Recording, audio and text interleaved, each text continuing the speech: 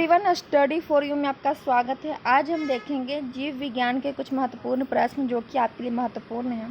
तो आइए हम बिना देरी के आज का क्लास स्टार्ट करते हैं। तो आज का हमारा फर्स्ट क्वेश्चन है। उससे पहले चैनल पर नए चैनल को प्लीज़ सब्सक्राइब, वीडियो को शेयर और लाइक कर लीजिएगा और वीडियो को लास्ट तक देखिएगा ताकि आपको अच्छे से समझ में आए। तो आइए स्टार्ट करते हैं आज का फर्स्ट क्वेश्चन। निम्नलिखित में से कौन सही सुमेलित नहीं है, इसे नहीं पूछा गया है। और चैनल को प्लीज़ सब्सक्राइब और वीडियो को शेयर जरूर कीजिएगा। तो गेहूँ जो है गेहूँसा, आलू को पिछौती झुलसा और बाजरा अरगट। बुकनी रोग गन्ना, तो बुकनी रोग गन्ना का नहीं है, बुकनी रोग जौ गेहूँ ये सब का है। तो इसमें हमारा यही गलत हो जाएगा, ऑप्शन नंबर डी हो जाएगा राइट आंसर हमारा, क्योंकि इसमें सुमेलित नहीं पूछा है तो हमने नहीं बताया है। आप देख सकते हैं जौ, अंगूर, गेहूँ, प्याज, सेब, नाशपाती आदि से संबंधित है बुकनी रोग। नेक्स्ट हमारा है निम्नलिखित में से कौन सा सही सुमेलित नहीं है, इसमें भी नहीं पूछा गया। फसल दिया गया है और रोग दिया गया है। तो धान में हरित बाल होते हैं, तो ये ही हमारा गलत हो जाएगा। धान में हरित बाल रोग नहीं होते हैं। बाजरा में अरगट होता है, मटर में बुकनी होता है, पाउडर मिल्ड्यू, और चना में उकटा होता है। हमारा ए हो जाएगा राइट आंसर।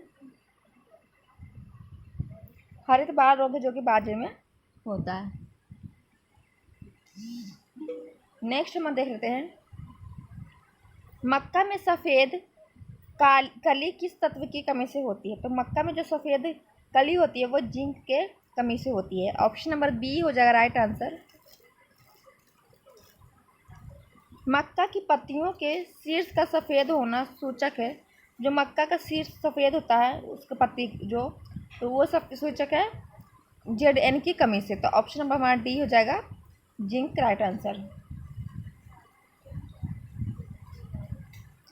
नेक्स्ट हमारा है पौधे में वाइट वर्ड रोग किसकी कमी से होता है। तो हमने पीछे देखा जिंक की कमी से होता है। ऑप्शन नंबर ए हो जाएगा राइट आंसर। पायरीला किस फसल का कीट है। तो पायरीला जो कि गन्ने का कीट है। ऑप्शन नंबर हमारा सी हो जाएगा राइट आंसर। सफ़ेद कीट एक महत्वपूर्ण कवक रोग है। तो सफ़ेद कीट जो कवक रोग है ये सरसों का है। ऑप्शन नंबर बी हो जाएगा राइट आंसर। गेहूं पर पाए जाने वाले दो प्रमुख कवक रोग कौन से हैं। तो गेहूं पर पाए जाने वाले दो प्रमुख कवक है काला कीट और शमट। ऑप्शन नंबर ए हो जाएगा राइट आंसर।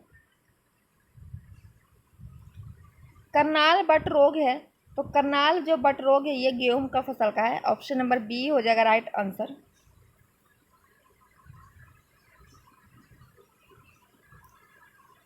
धान का टुगोरो विषाणु प्रसारित होता है। तो ये हरी पत्ती के फुदीक के द्वारा होता है। ऑप्शन नंबर डी हो जाएगा राइट आंसर। निम्नलिखित में से कौन सा कथन सही नहीं है, तो गलत हमें बताना है। गेरुई गेहूं में पाया जाने वाला रोग है, ये हमारा सही हो जाएगा। अंगती झुलसा आलू में पाया जाने वाला रोग है, ये भी हमारा सही हो जाएगा। झुंड कंठ जो है जौ में पाया जाने वाला रोग है, तो ये हमारा गलत हो जाएगा। खैरा धान में पाया जाने वाला रोग है, तो ये सही हो जाएगा। तो इसको कौन सा मिनट नहीं पूछा है, तो ऑप्शन नंबर हमारा सी हो जाएगा राइट आंसर। झूठ कंठ है जो कि धान की फसल का है, तो इसमें दिया गया जौ, तो इसलिए हमारा गलत हो जाएगा। आलू में ब्लैक हार्ट का कारक कौन होता है। तो आलू में जो ब्लैक हार्ट होता है वो ऑक्सीजन की कमी से होता है। ऑप्शन नंबर हमारा सी हो जाएगा राइट आंसर। मूंगफली का अत्यधिक हानिकारक रोग है। तो टिक्का है जो कि मूंगफली का अत्यधिक हानिकारक रोग है। ऑप्शन नंबर सी हो जाएगा राइट आंसर। भिंडी में पीत वर्ण शिरा की बीमारी होती है। तो भिंडी में जो पीत वर्ण शिरा की बीमारी होती है वो सफ़ेद मक्खी से होती है। ऑप्शन नंबर बी हो जाएगा right answer. Yellow van magic गंभीर बीमारी है, तो हम उसी कहते हैं भिंडी की बीमारी को। ऑप्शन नंबर बी हो जाएगा। भिंडी की जो बीमारी होती है पीत वर्ण शिरा, उसको ही हम येलो वैन मैजिक कहते हैं। तो हमारा B is the right answer, ये वायरस से होता है। निम्नलिखित पर विचार कीजिए, उपयुक्त में से कौन से पादप रोग फैलाते हैं। तो ये हमें देखना है। पक्षी, उड़ती धूल, वर्षा, बहती हवा, सभी है जो कि पादप रोग फैलाते हैं। ऑप्शन नंबर हमारा डी हो जाएगा राइट आंसर। निम्नलिखित में से कौन सा सुमेलित नहीं है? फसल दिया गया है, रोग दिया गया है। तो धान का रोग उगटा है, तो ये हमारा गलत हो जाएगा। सरसों का सफ़ेद गेरुई है और ये गेहूँ में भी होता है। बाजरा का कड़ूबा है और मूंगफली का टिक्का। हमारा कौन सुमेलित नहीं है? तो ऑप्शन नंबर ए हो जाएगा नहीं। जो उगटा होता है वो पौधे के पत्तियों से संबंधित है।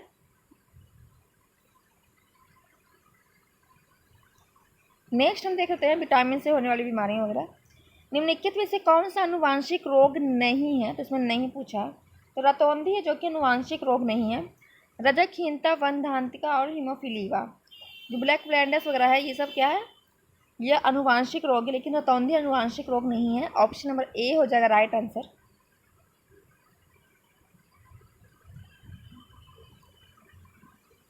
फेनिल कीटोन में उपापचय की जन्मजात भूल का एक उदाहरण है, भूल से निर्देशित है। तो जो फेनिल कीटोन में उपापचय जो जन्मजात मूल का एक उदाहरण है, तो मूल से निर्देशक की एंजाइम के बशागत अभाव का। तो ऑप्शन नंबर सी हो जाएगा राइट आंसर। एक व्यक्ति जो फेनिल कीटोन्यूरिया रोग से प्रभावित है, तो वो क्या है? मानसिक जड़ता। ऑप्शन नंबर सी हो जाएगा राइट आंसर। नेक्स्ट हमारा देख लेते हैं बहुचर्चित बबल बेबी रोग ऐसा इसलिए कहलाता है क्योंकि जो रोगग्रस्त शिशु का उपचार चर्म रहित प्लास्टिक के बुलबुले में किया जाता है, इसलिए उसे बबल बेबी रोग कहते हैं। तो ऑप्शन नंबर सी हो जाएगा हमारा राइट आंसर। हीमोफीलिया एक अनुवांशिक रोग है जिसका वाहन क्या होता है? तो हीमोफीलिया एक अनुवांशिक रोग है, स्त्रियां करती है और जो प्रकट पुरुषों में होता है। तो ऑप्शन नंबर हमारा बी हो जाएगा राइट आंसर। इसका वाहन जो करती है वो स्त्रियां करती है, प्रकट किसमें होता है? पुरुष में।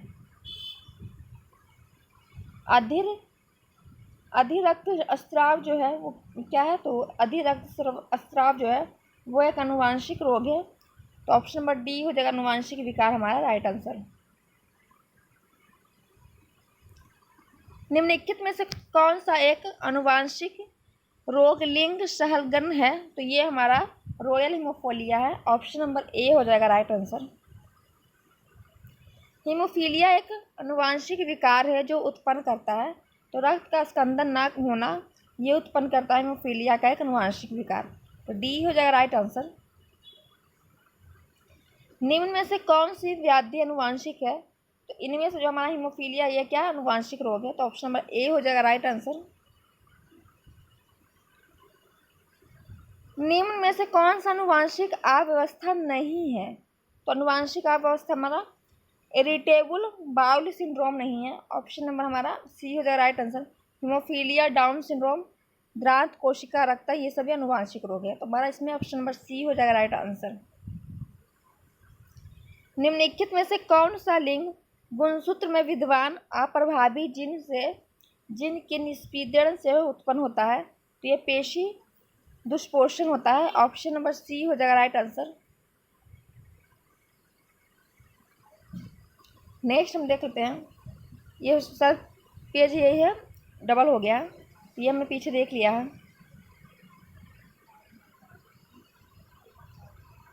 डाउन सिंड्रोम एक अनुवांशिक विकार है। ये गुणसूत्रों में संख्या में जो परिवर्तन के कारण क्या है? ये डाउन सिंड्रोम होता है, जिसमें गुणसूत्र कम होता है, तो उस वो डाउन सिंड्रोम एक बोले जाता है। ये क्या है? एक अनुवांशिक विकार है। इसमें क्या होता है? जो गुणसूत्र की संख्या में परिवर्तन होता है। ए हो जाएगा हमारा राइट आंसर। मानव गुणसूत्र संख्या 21 की त्रिगुण सूत्रता उत्तरदायी होता है, तो ये डाउन सिंड्रोम के लिए होता है। जैसे कि हमारे 22 जोड़ी होती है, जैसे कि तो इसमें हमारा जो 21 है ये कम है, तो इसमें क्या होता है? ये डाउन सिंड्रोम के लिए होता है। ऑप्शन हमारा सी हो जाएगा राइट आंसर। इसमें 21 जोड़ा रहेगा तो वो डाउन सिंड्रोम होगा। ट्राइसोमी 21 को निम्न में से किस नाम से जाना जाता है? तो Down syndrome. Option number C हो जाएगा राइट आंसर। अब हमें मिलान करना है। तो हीमोफीलिया क्या है? हमारा एक अनुवांशिक रोग है तो पहला का तो 2 हो जाएगा, तो दोनों इसमें भी है और आगे में भी देख लेते हैं कहीं, तो इसमें नहीं है। तो ये दोनों ऑप्शन पहले ही कट हो गया हमारा, क्योंकि स्टार्ट में 2 होना चाहिए लेकिन 3 है। तो इन दोनों में से देख लीजिए कोई एक होना चाहिए। तो हेमोफीलिया का आनुवांशिक रोग है, ये तो 2 हो गया। डायबिटीज क्या है? डायबिटीज हार्मोन की गड़बड़ी से होता है, तो 3। ये दोनों में 2 हैं, तो ये दोनों में सभी हमें पता नहीं। रिकेटस क्या होती है? तो रिकेटस जो होता है वो हीनताजन रोग होता है, तो ये हमारा 1 हो जाएगा। तो अब हमारा ऑप्शन नंबर बी हो जाएगा, देख सकते हैं। और रिंग वार्म जो है, रिंग वार्म जो होता है, रिंग वार्म वो कवक संक्रमक होता है, तो कवकी संक्रमक दिया हुआ है, तो ऑप्शन नंबर बी हो जाएगा हमारा राइट आंसर। नेक्स्ट हम देख लेते हैं, निम्नलिखित वर्गों में से कौन सा वर्ग सही सुमेलित है? तो थ्रिप्सिया, न्यूमेनिया और कुष्ठ लिंग संलग्न है, ये हमारा गलत हो जाएगा। एड्स, सिफिलिस और सुजाकीय जीवाणुजन्य है, नहीं ये वायरस का होता है। वर्धानता, हेमोफीलिया और द्रात कोशिका रिक्ता, ये अनुवांशिक है। पोलिया, जापान, हाँ ये हमारा सही हो जाएगा। जो वर्धानता, हेमोफीलिया और द्रांत कोशिका रखता हमने पीछे देखा था, ये एक अनुवांशिक रोग है, तो ये हमारा सही हो जाएगा, सही सुमेलित है। और नेक्स्ट हमारा है पोलियो, जापानी वी, मस्तिष्क शोध और प्लेग, ये विषाणुजनक नहीं है, तो हमारा ऑप्शन नंबर सी हो जाएगा राइट आंसर। स्त्रियों की तुलना में अधिक पुरुष वर्धहीनता, मतलब कि जो कलर ब्लाइंडनेस होता है, कलर ब्लाइंडनेस से पीड़ित हो सकते हैं, क्योंकि उसमें जो केवल एक्स का क्रोमोजोम होता है, तो इसलिए ये पुरुष में होता है। ऑप्शन नंबर सी हो जाएगा राइट आंसर।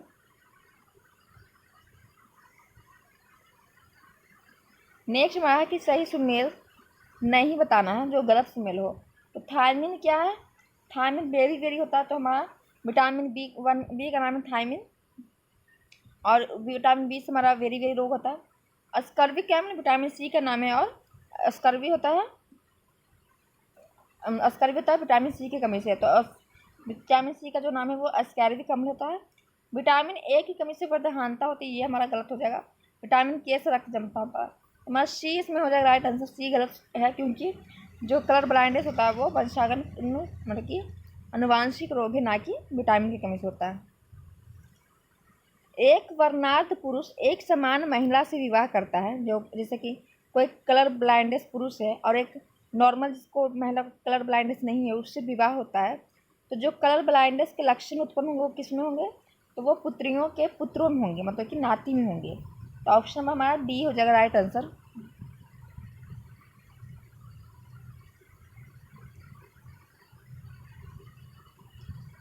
आनुवांशिक विकारों के संदर्भ में निम्नलिखित पर विचार कीजिए। एक महिला वर्णार्ध है, मतलब कि कलर ब्लाइंडनेस है, और उसका पति वर्णांध नहीं है, मतलब कि उनको कलर ब्लाइंडनेस नहीं है। उनके एक पुत्र और एक पुत्री। इस संदर्भ में निम्नलिखित में से कौन से कथन से सही होने की सर्वाधिक संभावना है? तो पुत्र क्या वर्णार्ध है, किंतु पुत्री वर्णार्ध नहीं होगी, क्योंकि लड़कियों में बहुत ना के बराबर पाया जाता है कलर ब्लाइंडनेस, इसलिए पुत्रियों में नहीं होगा। ऑप्शन नंबर डी है the right answer. Colour blindness में ये होता है कि लोग हरा, लाल और येलो कलर में, हरा, लाल, नीला कलर में क्या फ़र्क नहीं कर पाते हैं, तो ऑप्शन नंबर हमारा डी हो जाएगा right answer.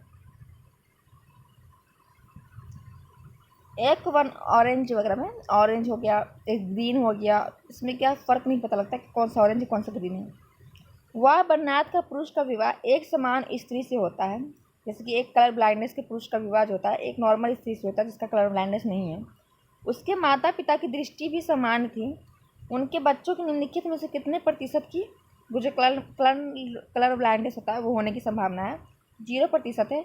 Option number D हो जाएगा राइट आंसर। जैसे देखिए X पाया जाता है कलर ब्लाइंडनेस में, ये माता और पिता है, तो लड़कियों में XX होता है और लड़कों में XY पाया जाता है गुणसूत्र। तो जो X है वो क्या होगा? एक X तो जाएगा पुत्र में, और एक X ये गया पुत्र में, और एक Y आया पिता का, और एक इसमें Y आया, तो इसमें क्या है X में आ गया, तो ये कलर ब्लाइंडनेस होने की संभावना ज़्यादा है। और इसमें पिता का भी X है, माता का भी X है, X में पाया जाता है। ये स्त्री में जो है इधर गया, ये इसमें दिया गया है समझा के। नेक्स्ट हम देख लेते हैं, थैलेसीमिया के रोगी में शरीर निम्न के संश्लेषण की क्षमता नहीं रखता है। तो जो थैलेसीमिया के रोगी है उनके जो शरीर में जो संश्लेषण की क्षमता किस चीज़ की नहीं रखता है, तो हीमोग्लोबिन की नहीं रखता है। ऑप्शन नंबर सी हो जाएगा राइट आंसर। थैलेसीमिया एक अनुवांशिक रोग है जिससे प्रभावित होते हैं। तो थैलेसीमिया तो एक अनुवांशिक रोग है, लेकिन इससे जो प्रभावित होता है वो रक्त होता है।